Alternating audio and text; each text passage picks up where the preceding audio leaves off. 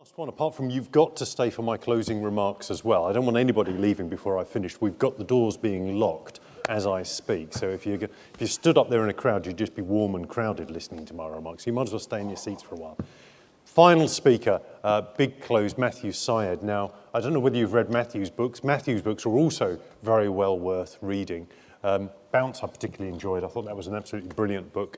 And we're going to hear about Matthew's, well, not quite latest book, because you've written the children's version of this as well, which is your most recent book. That's one worth reading for the kids.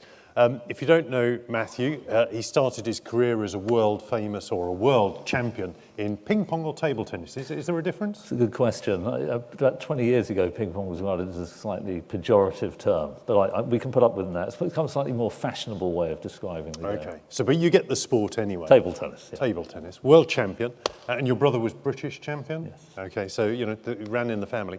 And since then he's gone on to be a Times journalist and an author, as I've already mentioned. And he works a lot with big businesses on how they listen, learn from their mistakes and make their decisions, and that's what he's going to talk to us about today. Matthew. Thank you. Thank you very much, Richard, for that kind introduction. It's a real honour to be with you today. I've got just under 40 minutes, so with your permission, I'd like to divide this into two bits. I'd like to start by making quite a broad argument about high performance, and in particular, what are the psychological and cultural conditions that enable us to flourish as individuals, as teams, as institutions, if there's time, perhaps even as societies. At the end of that, I'd like to open it to questions. I was here during the Andrew Marr session, which I thought was brilliant. And the questions demonstrated what I've been told already in the conference call. This is an extremely bright, senior and distinguished audience. It's actually part of the condition of getting the gig that I had to mention that during my introductory remarks. But I think it would be quite fun to have a vigorous dialogue around what some of these themes mean for the industries, for the companies you lead, but also how to take the industry forward. Sound like a plan? Okay, let me start with a personal story, picking up on the intro. Before becoming a writer, I was a British table tennis #1 for 10 years. I wasn't quite the world champion, but I was pretty close. But I got the impression when the lights were slightly higher that when that was mentioned, about half of you were thinking at that point, big deal. Ping pong, right? Why even mention it? So it's worth saying that table tennis admittedly is not a huge sport, it's not as big as football, but it's not that small either. About 30,000 people pay a subscription to the governing body, the English Table Tennis Association. There's about 1 million recreational players. But there was something quite striking when I got to the #1 position for the first time in the early 1980s, namely that more than half the top players in the country at that time didn't just come from the same town as me, and they didn't just come from the same suburb, they came from the same street. Silverdale Road in Reading. Now, I don't know how many people are familiar with that neck of the woods. Anybody from Reading in the audience? Oh, nice, 2 in Eyeline. Whereabouts? Well, our office is behind the station. Just behind the station in and you? Was in Calcott. Calcott. So you can probably confirm that early, ordinary suburb near the 3 Tons, just off the Wokingham Road. They're both nodding. My parents are still there, so it's not quite that ordinary. But I knew enough about science even as a teenager to realise that the explanation for this group of young people isn't the thing we conventionally think about when we think about success, namely talent, having the right genetic inheritance, having the right predispositions, because this is quite a diverse group. We lived up and down the street, so we didn't share, as it were, the same genetic makeup. Unless my father, yeah, I mean, somebody was raising their eyebrow over here, unless my dad was doing something I'm unaware of. Slightly cynical audience. Actually, I start Bounce with the Silverdale Road Phenomenon, the book that was kindly mentioned in that intro. And one of the unintended side effects of writing it was being invited to some pretty prestigious businesses. And the very first speech I ever gave after the publication was to an American investment bank and the prop trading division, the people who gamble, the bank's own money. So it was mainly men, and there were quite high levels of testosterone in the room. And I started the speech with Silverdale Road, it's not about talent, and I started talking about the other ingredients that make up success that I'm about to get onto. And one of the traders in the front row shouted out, "What if your dad was sleeping around?" And it threw me for half an hour. You know, I got through the speech, and I was thinking, oh my God, is that what it was? You know, Ian Metcalf looked a bit like my brother, and then I realised we hadn't moved to Silverwell Road till I was 4, so that couldn't be the explanation. And it was these other, what you might say, more covert ingredients. We had a great coach, fantastic coach who taught at the school adjacent to Silverdale Road. He gave us access to high-quality learning experiences. He got us in the right mindset. When I was a teenager, I thought leadership was overestimated. I thought it was something leaders talked about to justify their own existence. Don't know about you, the older I've got, the more I've realized that leadership matters a lot, and that was a key ingredient in driving success. Another ingredient, second ingredient, and I hesitate to say this in this Corbynite world where Andrew Marr thinks he may well be the next Prime Minister, and I think he said he would put his money on that. But there was competition between the kids on the street. Healthy competition. It galvanized us, it inspired us. And although collaboration is very, very important, I don't think that it is antithetical to good competition. And we should never underestimate the extent to which it can galvanize and inspire. The third ingredient, perhaps the weirdest of all, was that this was the 1980s, before national lottery funding. So if you wanted to play table tennis in most parts of the country, you had to go to the local municipal sports centre and wait for the badminton to finish. You know what I mean? Or the yoga. It was difficult to get a table tennis table, right? But for unusual reasons, adjacent to Silverdale Road on Green Road, just off White Knights, there was a 24-hour-a-day purpose-built table tennis club. And everybody on the street who were in the catchment area of the school that the coach was a teacher at had a set of keys. So went before school, after school, holidays, weekends. You would go through the door, put the heater on in winter, put the lights on, and we practiced. And with great leadership and passionate dedication, a very ordinary cohort of young people became extraordinary table tennis players. And in all of the writing I've done through my career, I've tried to conceptualize success as quintessentially a journey and to deconstruct what it takes psychologically and culturally that enables us to take that journey to the summit of our potential. And this is what I'd like to transition into the nub of the speech and the rigorous part of it, which is this branch of modern psychological research where different cohorts of people have been given a questionnaire to probe the way they think about success. Effectively, the questionnaire is asking, where does high performance come from? And this has been given to prop traders, to software designers. I think some people in the pension industry have taken this test. I've given a version of it to my co-host on a BBC podcast, Robbie Savage. It's been given to other Premier League footballers. And broadly speaking, in answer to this one question, in fact, that question is asked in a number of different ways to check for consistency of answer that it makes the questionnaire difficult to game. But you get two categories of answers. Over here in what's sometimes called the fixed mindset, people say, well, to be really good at my job or some dimension of skill within the job, it's about the thing I've already alluded to, talent, having the right predispositions, having a high IQ, having the right genetic inheritance. And if you want to have a successful team or organization, you need to hire people of that ilk. And I think perhaps many of us would agree this isn't completely false.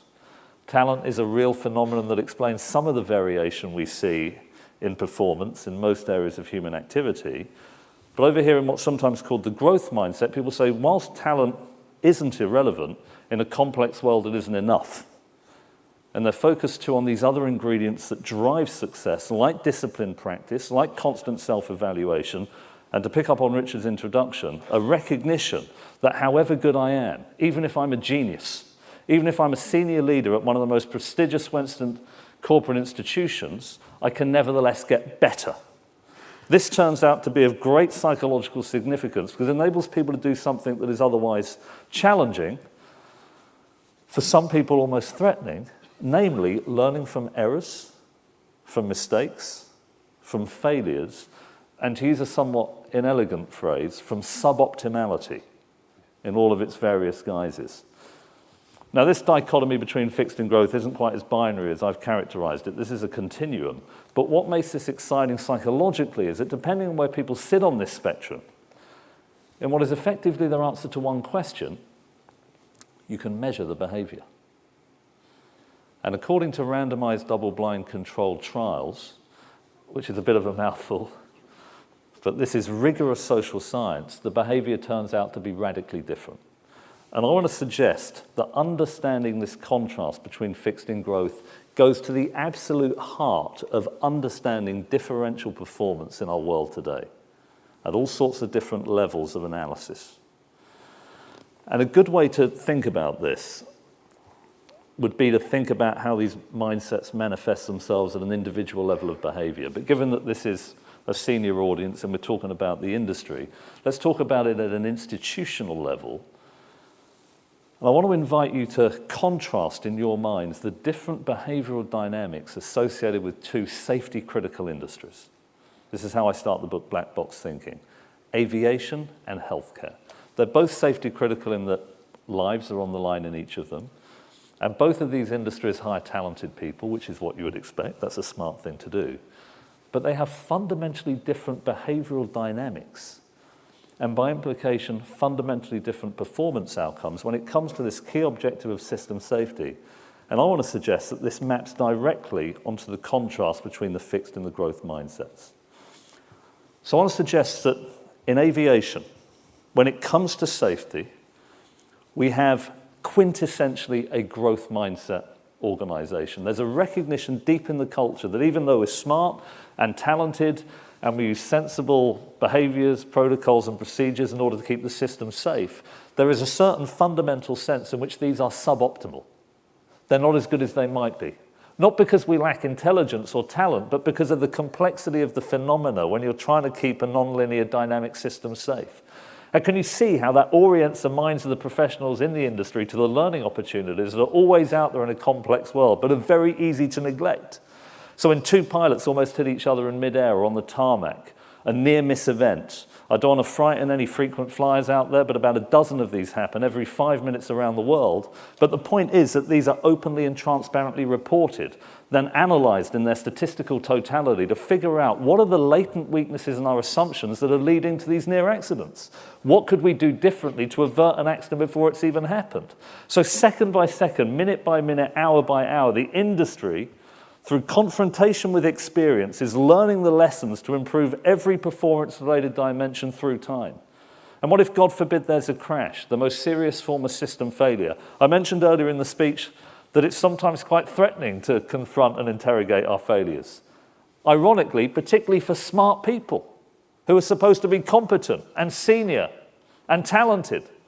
Aviation early in its history created a mechanism that makes its failures data-rich. By the way, the mechanism being the black box. There's actually two of them integrated in a single unit, colored bright orange, oddly enough, to aid visibility. One records the electronic data. The other records what's called the ambient sound, how the pilot and co-pilot were interacting in the build-up to the crash. So the investigation branch can rescue the boxes from the rubble of the crash, deconstruct what went wrong, so again, reforms can be put in place to ensure the same mistake never happens again. Is it fair to say that's an adaptive institution, learning constantly through time? And we hear a lot about the importance of adaptability and agility. My pitch to you is that these organizational qualities emerge from measurable psychological foundations. And the power of those foundations can be seen in a funny kind of a way more vividly through contrast with a fixed mindset culture. And this doesn't apply to the whole of healthcare, but there are pockets of very fixed thinking. And there's something interesting here, that the senior people in healthcare, in a funny kind of a way, are more talented than the people who work in aviation. The senior clinicians, on average, have higher IQs, longer and more expensive educations. Some of the senior surgeons have knighthoods. And there's something quite deep in clinical culture that when you get to the top of the hierarchy, you know what I mean? You're a consultant. You don't make mistakes. You know, you've seen consultant walk the hospital wards. Everyone looks up to them. And people think they're going to get the answer right because they're so senior and talented, and the diagnostic intuition and the clinical judgments are... This sounds good, doesn't it? So far. But can you see the danger? What happens when there's a suboptimal outcome? That's to say something goes less well than it could have done. Is it fair to say that's everything? With a couple of caveats, right? I mean, you can get a definitively right answer in mathematics and logical inference, But in the empirical world, broadly speaking, you can get better through time. What's the most serious form of suboptimality in healthcare? Death. Don't know why I'm getting so excited about it. All pointing at me. This was supposed to be an inspirational end to the conference, wasn't it? The good stuff's coming. Patient dies avoidably. In aviation, that's an opportunity to learn, isn't it? What can we do differently in the future to ensure that passengers in this case are not harmed in the same way? In the observational studies of senior doctors talking to patients' families after adverse events, this is on the record, there is a measurable tendency towards two phenomena: self-justification and concealment. I'm going to talk about both of them, if I may, briefly. Start with self-justification. Think about the psychological process. If I'm basically a bit of a genius and don't make mistakes and someone's died, can't be anything to do with me, can it? It must be an unavoidable death. Until recently, in the United States alone, 45,000 people died every year because of something called central line infections. Central, not the underground line. Central line in healthcare, the catheter that goes into a patient's body to feed essential nutrients. Let me throw it out there. What were senior doctors saying, by the way, many hundreds in the UK too, what were senior doctors saying about this fatality rate for decades? Unavoidable. These are unavoidable deaths. It was only when Peter Pronovost, a doctor in a growth mindset, said, we need to learn the lessons.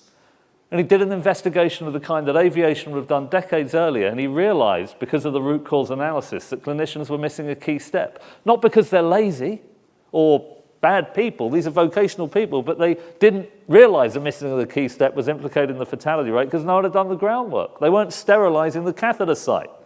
So having figured out what was going wrong, he came up with a tiny but enlightened reform.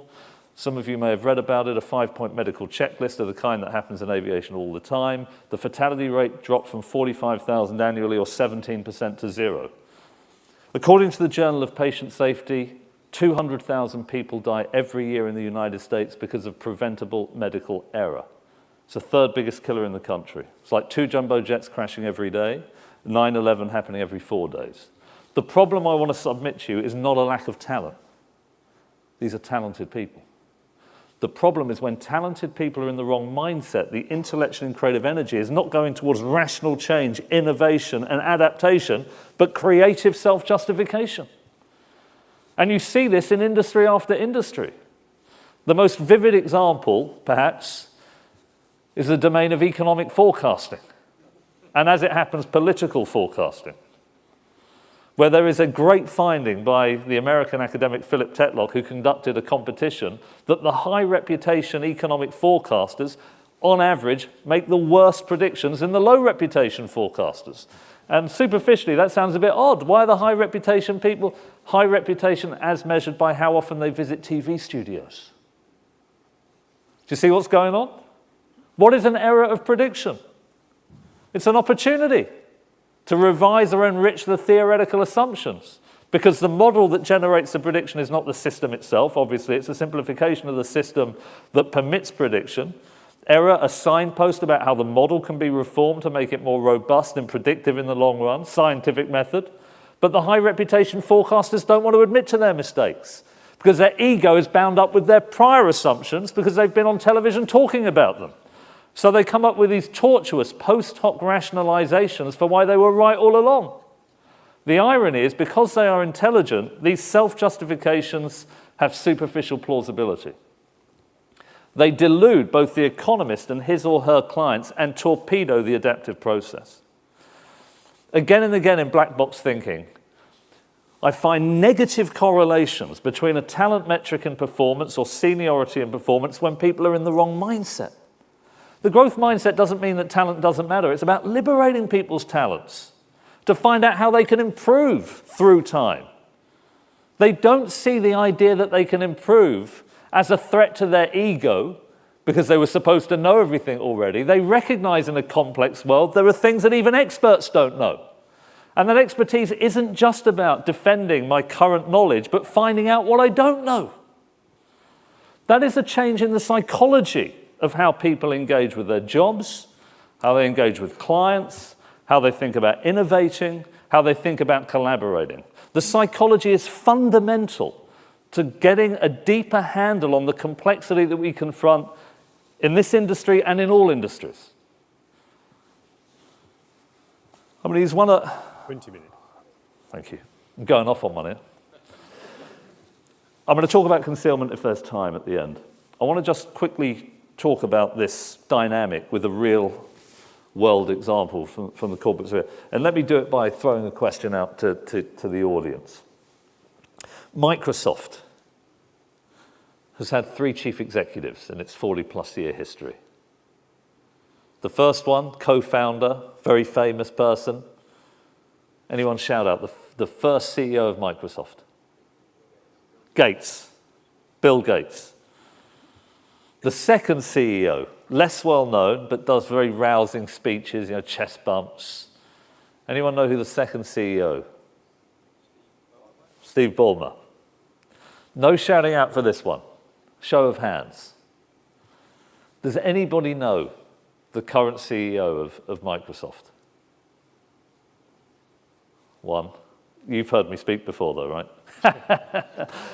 Yes, right at the back. 3. It's quite interesting. This guy's flown under the radar. Can you shout out from the back? Nadella. Satya Nadella. Took over in 2014. The market cap has gone up by $360 billion in that time. Not bad, right? Some of you are going, well, could have done a bit better. So I've got to know Nadella quite well. He's coming to London next month, but I spent a day with him towards the end of last year. And I asked him, how did you affect this transformation at Microsoft? And he said, it's very, very simple. He said, a lot of people think of culture, having a strong culture, as a bit of a waste of time. It sounds a bit soft and ephemeral and fluffy. It's the kind of thing that HR people talk about to justify the department. And he said, I'm going to make culture my number one priority, and I'm going to shift Microsoft from a fixed to a growth mindset. And he put it like this. He said, Microsoft had all of this historic success, and we've become a bit complacent. He said, we've become an organization of know-it-alls. Everybody wanted to look like the smartest person in the room. Now, if you want to look like the smartest person in the room, what's the last thing you want to hear about? What don't you want to hear about if you want to look like the smartest person in the room? Your mistakes. Don't want to know about the mistakes, do you? Don't want about the errors. You don't want to hear about the deficiencies in the product line. You don't want to hear about what competitors are doing better, because instead of seeing that as an opportunity to pivot to something better still, you see that as a threat to your image as the smartest person out there. Can you see how when management are in that mindset, it suppresses the bottom-up flow of creativity and innovation that is so important for staying ahead of the competition, in this case, in a space which is camped out in mixed reality, neural networks, quantum computing, machine learning, some of the other things that Andrew Marr was talking about, robotics, computation. He said we need to shift from an organization of know-it-alls to an organization of learn-it-alls. The language is admittedly quite naff. But can you see how if you're a learn-it-all, you want to know where the suboptimality is, don't you? You want to know where the errors are. You want to know where the deficiencies are. You want to know what the competition is doing better. You begin to see any indication that you can improve performance, not as a threat to your self-image as an expert who knows everything, but as an opportunity to make the relevant adaptations to take the organization in the direction that it needs to go to meet its objectives. The change at Microsoft was not a change in the level of talent. It was a change in the psychological environment, a change in the social dynamic. And all the great innovative companies are now thinking deeply about culture. They're measuring culture. They're thinking about how do we create an environment where people can step up, where they can collaborate effectively. Do we have the right amount of cognitive diversity in the room so that different views can impinge on each other and come up with more creative solutions? Talent can be absolutely held back by the fixed mindset, and it can be profoundly liberated by the growth mindset. And you see this You can see this historically. You can see it in so many different manifestations. Let me give one other example.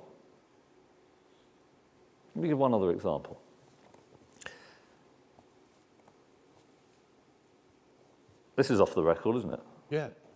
I mean, it's not that, I'm not saying anything that confidential anyway, but you know that when a celebrity writes their memoirs, they don't write it themselves, they get a journalist to do it. You know that. No. That surprises you. So I ghostwrote David Beckham's autobiography. So I spent a lot of time with David in his final season at Paris Saint-Germain. Remember he finished his career in Paris? And it was very interesting when it comes to the psychology that I've been described. By the way, the only interview I've ever done with a leading sports person that my wife has wanted to go to. I said, Kathy, it will look ridiculous. This is a guy who values his, but you can't just turn up to the interview with Becca. It just won't look right. And she said, well, look, if you value the marriage.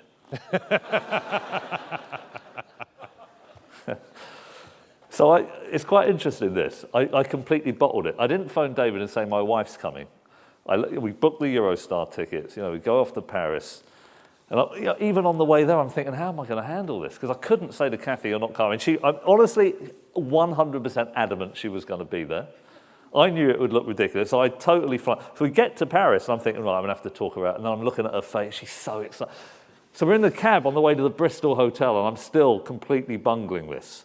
Walk up the stairs. Actually, we got the lift, and it was a long corridor to his suite. And I still haven't confronted the issue. And in the end, I thought, sod it. Knocked on the door, and David went, oh, hi, Matt, who's this? And she said, no, I'm the PA, I'm transcribing the tape. And then spent 3 hours gawking at him. He was wearing these tight jeans, sort of slightly tight white T-shirt. And towards the end of the session, he talked quite interestingly about fame. He was rational about it. He said there are upsides. You get to any opening, you can get into any restaurant. It's a massive privilege to be famous. But he said there's a huge downside, which is you get recognised anywhere you go. Everywhere. He went to Leighton Buzzard, the Pizza Hut, with his mum, Sandra. It got out on social media. There were 400 people in the car park when couldn't get to his car. Couldn't get through. And he said, it's difficult. He said, no, now in Holland Park, he goes out to get groceries, and he said, wear a hat that I pull down over my brow so I don't get recognised. And even then, people are coming up and constantly asking for selfies. And my wife said, yeah, that must be awful. Do you mind if we just have a... And it is still the screensaver on a computer, not our children. Anyway, so Beckham, he was talking about... So what was Beckham's great speciality as a player? Dead balls. Free kicks, right? He's a great dead ball specialist. After one of his early games, a journalist said to him, you are such a natural at taking free kicks. And he does look like a natural, doesn't he? He curls it in from 30 yards, beautiful. And the journalist said, it's almost as if it was encoded in your DNA. And Beckham said, the only reason you're saying that is because you see the performance. You see the free kick at Old Trafford or Wembley or wherever, but there's something you haven't seen, which is the practice, the journey. When he was 6 years old, he was in his back garden in Leytonstone. He could only do 3 keep-me-ups. But he practiced with dedication and passion. And over 5 years of 3 hours a day, he got up to 2,003 keep-me-ups. Making mistakes. You make mistakes, don't you, when you're trying to do a keep-me-up. But every single mistake is telling you need to adjust the position of your foot or knee or leg in order to keep it up the next time around. Practice in sport is just long-term trial and error learning, where the learning is encoded in the brain and the central nervous system. And he kept at it. Then he went to the local park, practices his free kick. Has anyone ever done the bleep test? Bleep test, difficult test of stamina. He ran through the bleep test. Incredible appetite to practice and make the most of himself as a footballer. He wasn't the most talented footballer, but what a great career. I've been talking about resilience, the capacity to face up to the failures that are an inevitable part of life and learning. What was the absolute low point of Beckham's footballing career? Can anyone remember? Sent off, what year? 98 against? Simeon. Argentina? Yeah. Diego Simeon. Diego Simeone. Who's now the manager of? Atletico Madrid. Should they have had him at Arsenal? Not sure, not sure. So Beckham gets sent off in the last 16 of the World Cup. England get knocked out. Big deal. And Beckham becomes a scapegoat. Do you remember? Do you remember? He got burned in effigy. Piers Morgan, he's not here, is he? He was the editor of the Daily Mirror at the time, and he turned Beckham's face into a dartboard, and he invited readers to throw darts at it. Honestly, it was absolutely horrific. He had to get escorted into away grounds under armed guard. Every time he touched the ball, he got booed. And people said, there is no way Beckham is going to be able to cope with this level of hostility. What I'd forgotten until I ghosted his book is in that very season, 98-99, when people said he would be destroyed by this failure or he'd walk away from the game, Beckham and United did something quite amazing, which was the treble. They won the FA Cup, the League, and the Champions League, the first and only English club ever to do so. And I got the press office at United to send me DVDs of the matches. Beckham was absolutely the best player for United that season. He came second in FIFA World Player of the Year. Incredible performances, key last-minute goals, remarkable, indefatigable performances, great crossing. And I said to him, how did you manage to achieve that? And he said, I made a mistake. I learned the lesson, and I never made that mistake again. Isn't that what life is about? Simple, but that is the secret of science. Science learns from its mistakes. It performs experiments to find out what it doesn't know. When the experiments don't work, it learns the lessons and reforms the predictive models. In the empirical world, this is a fundamental part of how we perform in a high way, and getting the institutional and psychological environment right couldn't be more important. I just want to quickly, before so that includes questions, right? Yeah. So I'll just do 2 minutes and then take questions. So the concealment issue, I mentioned that, and I haven't really drilled down. You know, most of the errors that happen in institutions, in hospitals, are not gross negligence, are they? They're honest people doing the best they can, and often the errors are caused by deeper lying systemic flaws.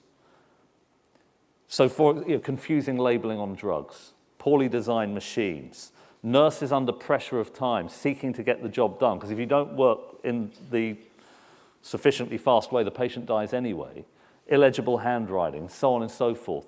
But if clinicians anticipate being unfairly blamed, sanctioned, struck off, or put on trial for culpable homicide for honest mistakes created by problems in the system, it looks decisive for management to get hard and heavy on error. But what happens with a punitive culture is you just create a cover-up culture. This is a deep problem in our public services and in many private institutions.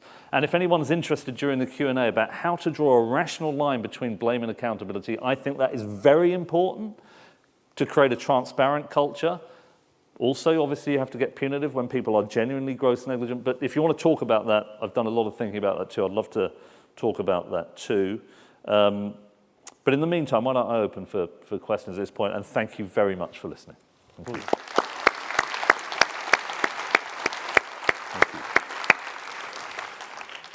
So, interestingly, I heard you with some of this speech some months ago, and I raised it with my wife, who's head of infection prevention at the Oxfordshire University Hospital, and she completely echoed you. The healthcare, they don't want to learn from their mistakes, and she's trying to hammer that home. But top surgeons, they don't like to hear about their mistakes.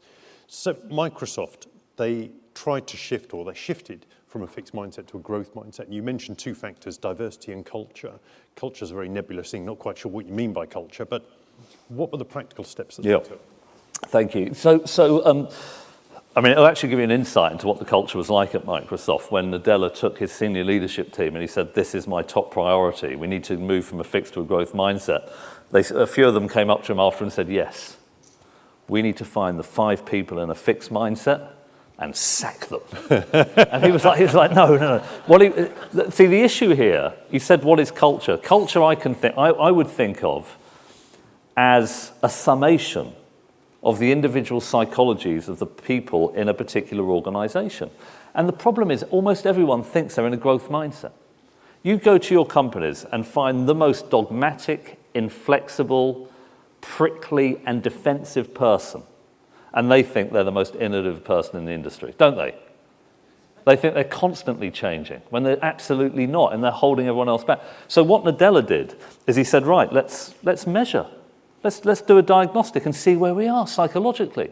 And you get a report. I mean, I actually have one. I've designed one that's very similar to what Microsoft uses, and it gives a chance for self-reflection. Isn't that a great way to start thinking about how I can improve the way I think about my job? Maybe I am a bit defensive when people point out my mistakes. Maybe I'm not that collaborative. Maybe I could engage more with other industries to see how I can improve.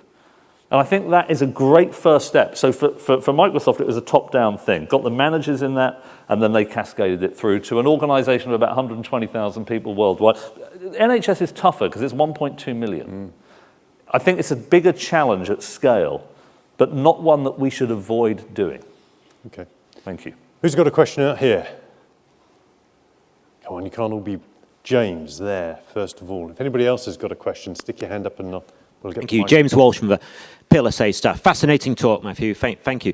I'm just wondering how we would apply your thinking to the situations we see where there's been a terrible tragedy in healthcare or in public safety. I'm thinking of some of the care home scandals we've had, hospital scandals resulting in deaths, things like the Hillsborough tragedy, where very often the call is we must find out who's accountable, heads must roll, maybe someone must be prosecuted. Yeah.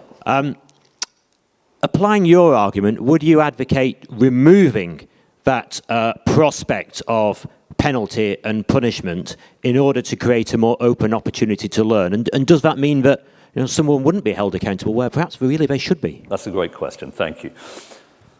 A good way to go into this, and this will be like a 2-minute answer, is probably the seminal event in the history of aviation was in the 1940s, where B-17 bombers were crashing inexplicably. The industry commissioned a psychologist from Yale University to do a root cause analysis, and it turned out the switch link to the wheels, the landing gear, and the switch link to the landing flaps were identical in side-by-side on the dashboard. So under the pressure of a difficult landing, snow, sleet, rain, wind, limited perceptual bandwidth, talented pilots were inadvertently pulling the wrong switch. The planes were belly flopping onto the runway with catastrophic results. Having figured out what was going wrong, they were able to come up with a small but enlightened reform, a small wheel shape, like a little rubber tab attached to one of the switches and a little flap shape attached to the other. So you can see how the switches now have an intuitive meaning, easily identified under pressure. Accidents of that kind disappeared overnight. And it was a birth, for what it's worth, of ergonomics as an industrial discipline. But I want you to imagine how those errors might have looked if they hadn't done a root cause analysis, how it had looked to management. How might it have looked to the Daily Mail? You've got these pilots who've had 10 years of training, and they're pulling the wrong switch. There's only 2 of them. There's probably a sign up in the cockpit saying, don't press the wrong switch. And they're still pressing the wrong switch. Gross negligence. Sack those pilots. That sends a signal to all the other pilots to actually start thinking about the job that they're doing. But can you see what's happened? Can you see what's happened? Point 1, the ergonomic flaw is still there. Ready to kill future passengers and pilots, point 1. Point 2, you've just sent a memo to everyone in the organization to cover their backs. Never share any information with people who are in a decision-making part of management in case it comes back to bite them. It's catastrophic. Should we go after pilots who get drunk? Absolutely. That's negligence. And do you know what? You don't lose transparency because the pilots want you to go after the fellow pilots who are undermining the professionalism of their body of people. Blaming preemptively without doing a proper analysis of the systemic fit. To put it in conceptual terms, any given event has multiple causal antecedents. We are wired as humans to focus on the person closest to the problem at the time it happened. It's called the fundamental attribution error, and that is bolstered by hindsight bias. And it means that we go after that person and neglect all the other system levers we could pull to get the place going to the right, in the right direction. Just take Baby P as one final example, a classic one in the literature where the media and the politicians went after, you remember Baby P had died at the hands of his, I think, mother's boyfriend and his brother. And who did the media go after? Head of Social Service at Haringey Council, and the case officer Maria Ward, Sharon Shoesmith and Maria Ward. And the media genuinely thought that headlines like blood on their hands and Ed Balls sacking Sharon Shoesmith before the proper analysis into what had really gone wrong would make social workers work harder. What happened? They started leaving the industry en masse. Those who stayed in the industry started removing kids from their parents even when there wasn't evidence of harm, just in case there might be. They're making type 2 errors instead of type 1 errors. That meant that the state had to accept a lower quality of foster carer to meet the demand. It meant that the court system sagged under the weight of new cases. The key metric is the number of children killed at the hands of their parents increased the following year and stayed higher for the next 3 years. Preemptively blaming professionals on the front line with punitive management, you cannot wring accountability in that way. The only way you can have transparency is a just culture. When people have actually done something wrong, yes, you go after them, but you don't use them as a scapegoat to protect the organisation from potential negative publicity. That's a quick answer to a very, very important... There are 2 chapters on this in Black Box Thinking. Thank you. So I think we should probably finish with a question. You asked a question for you lot. Matthew, you mentioned that everyone thinks they've got an open mindset. How many of you here think you've got a growth mindset? Put your hand up if you think you've got a growth mindset. So is that a majority of the people? I think it's probably... Can I ask this question? How many people... So I did a little body of work with Cardano. Mm-hmm. Am I allowed to mention that? Yeah. And we did a report with Cardano and Professor David Blake of Cass Business School about how the industry can learn more from errors and distribute that learning. And I did a conference there about where the pensions industry is on a fixed to growth spectrum. How many would say that the pensions industry is in a growth mindset? And how many would say it's in a fixed mindset? That's quite revealing. Which is also, I mean, you compare that to the previous one. We're all open, we're all growth mindset, but the industry, ooh. But that happens in all companies. All companies, people say the company is fixed, but they personally are growth. And by the way, that's I'm going on and everyone wants to have lunch, but cognitive diversity is a really good, so it's a complex topic, diversity, and how it can boost performance through time. That's going to be my next book, by the way. But I would just throw out there that having different perspectives that are germane to the problem you're trying to solve has a greater power than we typically think it will. There are certain limitations, certain blind spots in people's expertise, and we tend to underestimate the extent to which people who have a different perspective can jog new insights and come up with new types of solution. And this is true for problem solving, estimation, prediction, generation of creative ideas, discovering truth. It's a very powerful finding in the psychological literature. Okay. So, self-test question perhaps that we could use. I was in conversation with a pensions manager one time, and we were talking about member engagement, and he said to me, the trouble is the members don't want to engage with me. Now, if that's your point of view, I suspect that he's probably of a closed mindset. Yeah. Okay, well, Matthew, thank you very, very much. Pleasure. Don't forget to rank that session on the app. We are going to stay on for just a couple of seconds, but let's just say thank you, first of all, to Matthew. Thank you very much.